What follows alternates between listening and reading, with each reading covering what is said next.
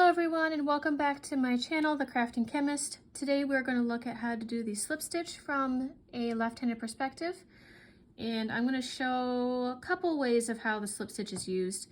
The first one, which is great for getting from just point A to point B without adding any height to your project, is basically you start off like you would the single crochet, where you go in through your top loops, grab a loop, and this time you're just going to slip it through your single loop.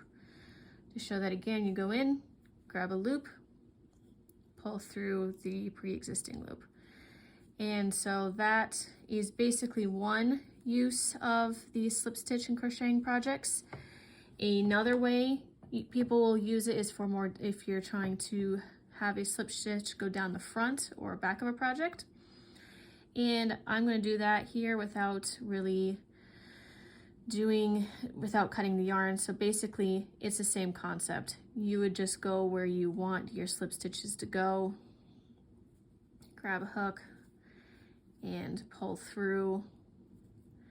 And so this just allows for more detail work if you're wanting this kind of thing on your project. And as you can see, you have your slip stitch going down the project here.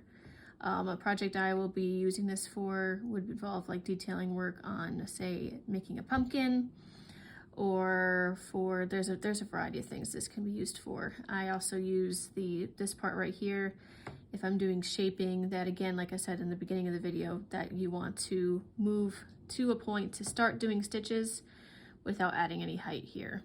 And so yeah, that is how you do the slip stitch. I hope that is helpful, and have a great day.